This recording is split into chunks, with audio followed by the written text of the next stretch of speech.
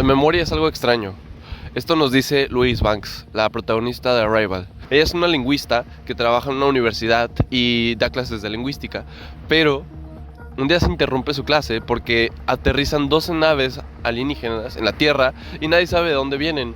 Nadie sabe qué hacen aquí o qué quieren en la Tierra. Después vemos que el gobierno manda a alguien para reclutarla, para que pueda traducir lo que los alienígenas están tratando de comunicar a los humanos, porque están dando señales, están dando signos, pero la verdad la gente no sabe qué significan. Al principio no le quieren dar mucha información, entonces quieren buscar a alguien más, pero se dan cuenta de que no hay nadie tan buena como ella. Entonces llegan en la noche y le dicen que sí, aceptan su condición de ir hasta allá porque no podía traducirlo con solo una grabación, y la llevan al final. Antes de que la lleven, ella ve momentos en su vida cuando su hija está pequeña y está jugando con ella, cuando está enferma y le diagnostican la enfermedad, y también cuando muere. Ella, comunicarse con estos alienígenas que se comunicaban en una forma de lenguaje no lineal, adquirió su misma capacidad de conocer qué va a pasar en el futuro y también en el pasado, no tener una conciencia del tiempo de forma lineal como la que tenemos los humanos. Entonces esto también le ayudó a ver lo que pasaba con su hija, y aún así sabía lo que iba a pasar porque empezó a atar los puntos de que Ian, que era su compañero, iba a ser el padre de su hija en el futuro, y que después iba a tener a su hija, y que lo que veía al principio no era algo que había pasado antes, sino algo que iba a pasar en el futuro. Ella ya había resuelto todo este laberinto que tenía en su mente, que ya sabe lo que va a pasar. Entonces, ahora básicamente tiene una opción: tiene a su hija o no la tiene, porque ella sabe lo que va a pasar, sabe que se va a morir de una enfermedad, pero aún así decide tenerla y decide conocer a Ian y casarse con él y tener una hija, porque prefiere mantener esto que va a pasar por unos años, no sabemos cuántos, nunca nos dicen, pero su hija parece una adolescente y prefiere tener y pasar por todas las etapas que puede pasar con una hija hasta la adolescencia, que deja de tenerla, que nunca tenerla. Entonces esta película nos hace reflexionar sobre qué es mejor: tener un momento bueno que no sabemos cuándo va a acabar, o pensar en que va a acabar y nunca tenerlo. Podemos ponerlo en la balanza y saber qué es lo que va a ser mejor, pero al final siempre va a ser mejor tener un poco de una gran felicidad que nunca haberla tenido. Estos alienígenas tenían un lenguaje no lineal, eran círculos, y los círculos no tienen ni inicio ni final. Entonces, cuando lo escriben todo al mismo tiempo, no escriben primero, luego al final escriben lo último, escriben todo así. Y eso no solamente habla sobre cómo escriben, sino sobre cómo ven todo el tiempo. Porque así como escriben de una forma no lineal, ellos no ven el mundo ni el tiempo de una forma lineal. Luis, al convivir tanto con ellos, también adapta esta capacidad. Realmente el motivo por el que Luis llegó para tratar de traducir es: ¿para qué vinieron? Esa es la principal duda del gobierno de Estados Unidos. ¿Para qué vinieron? Después, Luis consigue saber para qué vinieron. Y su motivo es para salvar a la humanidad. Y no sabíamos si iba a ser una guerra, o si iba a ser una pandemia, o si iba a ser algo. No sabíamos. Pero solo se nos dice que iba a haber algo que nos iba a destruir. Unas criaturas que no tienen una forma de ver el tiempo de forma lineal, que tienen una forma de percibir toda la realidad de una forma muy diferente. Su objetivo es salvar a la humanidad, es salvar a las personas. Y habrá una relación en que no vean el mundo como nosotros, con no tener esta capacidad que tenemos nosotros de ser egoístas y de no ver las cosas como ellos las ven. Porque hay otro debate en la película, que es el que ellos ponen un símbolo, que cada símbolo empiezan a tener una traducción, y ellos ponen un símbolo, y hay un símbolo que significa herramienta, pero también puede significar arma. Y esto también sucede en los lenguajes comunes, en la vida diaria de las personas de todos los países. Hay palabras que no se pueden traducir a otros idiomas. Hay palabras que en inglés significan algo, pero que no hay una forma para decirlo con una sola palabra en español, por ejemplo. Igual sucede viceversa. Imagínense con todos los idiomas del mundo. Entonces los idiomas son algo tan complicado que puede cambiar nuestra forma de ver el mundo. Igual nuestra forma de ver el tiempo. Se relaciona con la teoría de Sapir-Whorf. Según esta idea, si un idioma no tiene una palabra para un concepto, los hablantes de este idioma no podrán pensar en esa idea porque no tienen cómo pensarlo.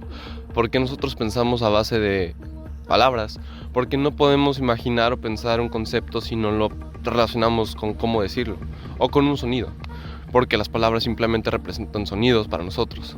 Para los heptápodos no representan sonidos los signos que hacen, porque es algo totalmente diferente, significan conceptos, no sonidos.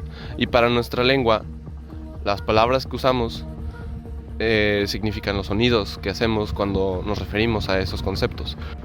Un ejemplo de esto es en ruso hay dos palabras para lo que para nosotros es el azul.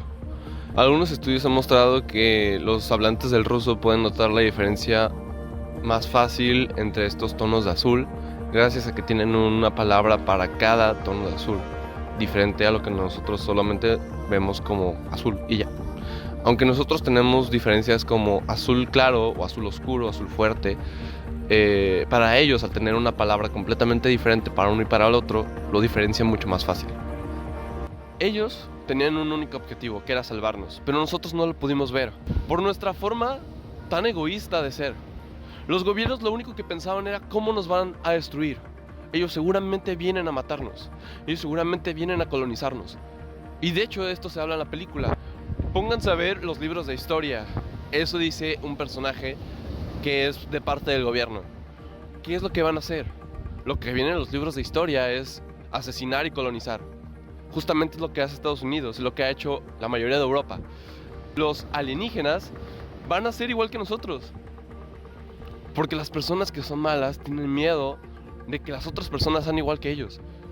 Igual de malas, y que esa maldad ahora les afecte a ellos. En el libro Story of Your Life de Ted Chiang, que es el libro en el que está basada esta historia, el personaje de Louis no tiene opción. Está en un determinismo de que su hija va a morir y tiene que aceptarlo. De esto se trata la historia, de aceptarlo. Esta historia, la película, esto se cambia y en vez de hablar de un determinismo se habla sobre el cómo, aunque puedas cambiarlo, decides aceptarlo.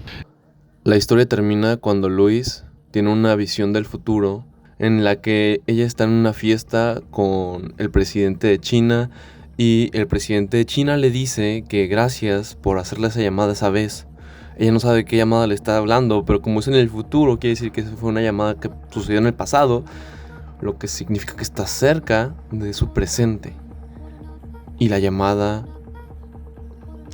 decía, fueron las últimas palabras de la esposa del presidente de China: en la guerra no quedan ganadores, solo quedan viudas. Esto hace que un mensaje que ella tiene del futuro sobre algo que va a ser en el pasado arregle el futuro. Denis Villeneuve últimamente ha hablado de que para él el cine son imágenes, no diálogos, que lo importante es el sonido y la imagen. Y en esta película nos enseña exactamente eso. Los diálogos no son lo más importante, nos ayudan a conducir la historia. Y de hecho, el guión original de esta película ha sido modificado bastante para la versión cinematográfica que nos contó Denis Villeneuve. Esto es algo que hace bastante, de hecho en Sicario también lo hizo. El guión es muy diferente, más bien es muy diferente a cómo cuenta la historia. Hay escenas que se cortan, hay escenas que se modifican, hay escenas que se explican de otra forma a la que estaba en el guión. Para hacerlo más cinematográfico, es una película, no un cuento. No decirte las cosas en la cara, sino mostrártelo con imágenes. Imágenes hermosas, imágenes que te transmiten, imágenes que te llevan por la memoria y que te llevan por lo que significa ser humano. Para mí esto es lo que hace Denis Villeneuve en la mayoría de sus películas. Explorar la humanidad, explorar diferentes aspectos de la humanidad, como la comunicación, como la realidad de qué tan humano eres, como la violencia que hay entre los humanos, lo que nos lleva a sacar nuestras emociones de formas violentas, como en Prisoners, o como en Incendies, o como en Polytechnique. El poder que tienen los humanos y cómo eso afecta a otros humanos, y cómo son influenciables por el poder. that civilization is very more fragile than ever. I think that we are like, it says things about how our communications are weaker and weaker, how paranoid we are afraid of the others we are more than ever. Even the more we have communications, the less in communication it seems we are, and how disconnected we are from one to the other. And that's what one of the topics of the movie.